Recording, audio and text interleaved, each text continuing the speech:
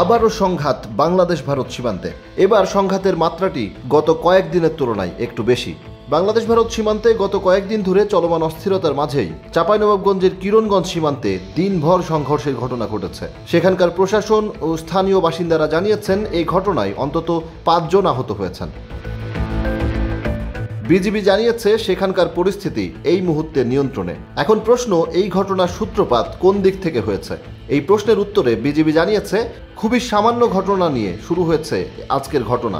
স্থানীয় সাংবাদিক ও প্রত্যক্ষদর্শীদের বয়ানে ভারতীয়রাই প্রথমে বাংলাদেশিদের ওপর চড়াও হয়েছে এবং ওই উত্তপ্ত পরিস্থিতি মোকাবেলায় ভারতের সীমান্তরক্ষী বাহিনী বিএসএফ এক প্রকার নিষ্ক্রিয় ভূমিকা পালন করেছে। ঘটনার সূত্রপাত সম্পর্কে জানা যাচ্ছে, বাংলাদেশ সময় তখন সন্ধ্যা 7টার কিছু বেশি। বিজিবির সেক্টর কমান্ডার সঙ্গে যোগাযোগ করলে তিনি জানান, সীমান্তে এই মুহূর্তে খুবই ব্যস্ত তিনি। মাত্র 100 খানেক লোকবল নিয়ে হাজারো জনতাকে সামলাচ্ছেন। এর প্রায় ঘণ্টাখানেক পর তার সঙ্গে ফের যোগাযোগ করা হলে তিনি জানান, সবটাই এখন নিয়ন্ত্রণে। ওই উপজেলার নির্বাহী কর্মকর্তাও বলছেন, ফসল কাটা নিয়েই এই ঘটনার সূত্রপাত। এক্ষেত্রে দুই পক্ষ থেকে দুই ধরনের অভিযোগ আসছে। ভারতীয়দের দাবি, বাংলাদেশের কৃষকরা গম কাটতে গিয়েছিল ভারতের অংশে, আর বাংলাদেশের কৃষকরা বলছেন ভারতের কৃষকরা বাংলাদেশের অংশে এসেছিল আম গাছ কাটতে। তারা বাংলাদেশ অংশে অনুপ্রবেশ করে ফসলের ক্ষতি করেছে বলেও দাবি বাংলাদেশের কৃষকদের।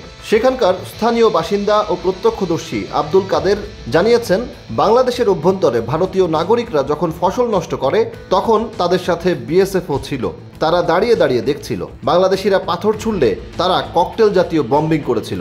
এমন প্রেক্ষাপট মাইকে ঘোষণা করা হলে বাংলাদেশের অংশে স্থানীয়রা জড়ো হন এবং ভারতীয়দের বিরুদ্ধে প্রতিরোধ গড়ে তোলেন। তবে ওপার থেকে সাউন্ড গ্রেনেড বা টিয়ার শেল ব্যবহার করা হয়েছিল কিনা জানতে চাইলে বিজিবির সেক্টর কমান্ডার জানিয়েছেন, গ্রিন লাইনের মাঝে মুখোমুখি অবস্থানে চলে এলে বিএসএফ তাদের নাগরিকদের দিকে সাউন্ড গ্রেনেড মেরেছে। ব্যবহার করা হয়েছে টিয়ার শেলও। সকাল 10:30টায় শুরু হওয়া এই ঘটনা নিয়ন্ত্রণে আসতে বিকেল গড়িয়ে যায়।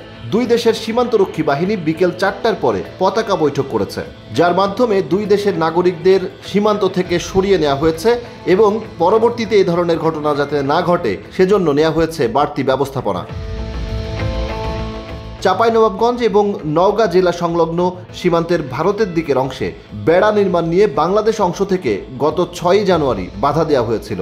সেদিন চাঁপাইনবাবগঞ্জের শিবগঞ্জ উপজেলার চৌকা সীমান্তে বাংলাদেশ ভারত দুই দিকের গ্রামের মানুষজন জড়ো হয় সীমান্তরক্ষীদের সাথে। চৌকি সীমান্তের 1200 গজের মতো অংশে কোনো কাঁটাতারের বেড়া ছিল না এবং সেই বেড়া তৈরির পূর্ব প্রস্তুতি হিসেবে ভারতের অভ্যন্তরে 100 গজ ভেতরে মাটি খোঁড়া হচ্ছিল বলে জানিয়েছিল 59 বিজিবি ব্যাটালিয়নের অধিনায়ক লেফটেন্যান্ট কর্নেল গোলাম কিবরিয়া। তখন বিজিবি থেকে এ নিয়ে বাধা দেওয়া হয় এবং সাময়িকভাবে কাজ থামানো হয়। নিয়ম অনুযায়ী সীমান্ত লাইন থেকে 150 গজের মধ্যে কিছু করা হলে সেটা অপর পাশের সীমান্তরক্ষী বাহিনীকে সঠিক নিয়ম মেনে অবহিত করতে হয়, যেটা এক্ষেত্রে ভারতীয় সীমান্তরক্ষী বাহিনী বিএসএফ বাংলাদেশের বিজিবিকে জানায়নি বলেই দাবি লেফটেন্যান্ট কর্নেল কিবরিয়ার।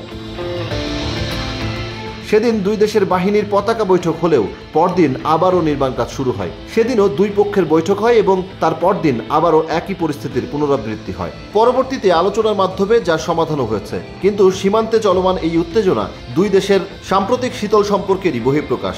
আর এই চলমান পরিস্থিতি দুই দেশের মধ্যে ভয়াবহ পরিস্থিতি তৈরি করতে পারে বলেই মনে করছেন আন্তর্জাতিক সম্পর্ক বিশ্লেষকরা। তাই কূটনৈতিক চ্যানেলে আলোচনা করে সীমান্ত বিষয়ে এখনই স্থায়ী সমাধান করার পরামর্শ তাদের।